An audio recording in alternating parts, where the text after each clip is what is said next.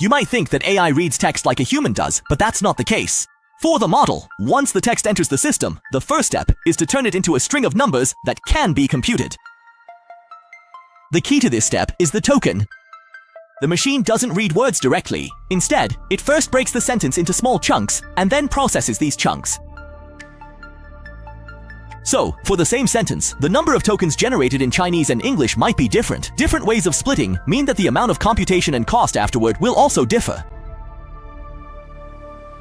But breaking it into small chunks isn't the end. Each token also needs to be assigned a numeric ID so the model can feed it into its computational system. Next, these numbers are fed into the core structure of the large model, which is the transformer. Here, the numbers are converted into high-dimensional vectors. You can think of it as each word being placed onto a massive semantic map. The closer their meanings, the closer their positions.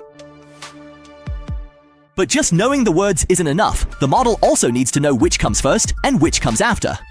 So each token must also carry positional information. Then, the self-attention mechanism kicks in.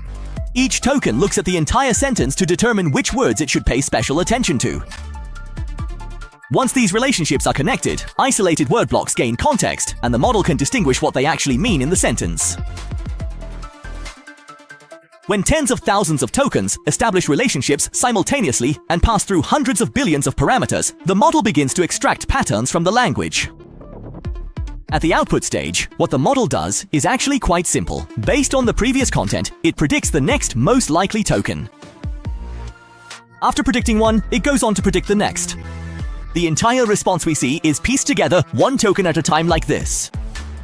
And now, it's not just text. Even images, audio, and video can be broken down into tokens that the model can understand. But don't forget, tokens aren't free. The more tokens there are, the more computing power, time, and cost are required behind the scenes.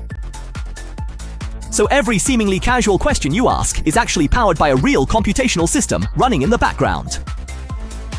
To reduce redundant calculations, engineers cache the content that has already been processed, so the model doesn't have to start from scratch next time.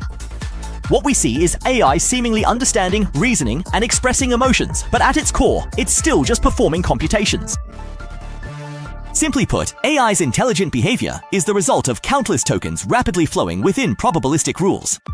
Remember this: humans read sentences, AI reads tokens.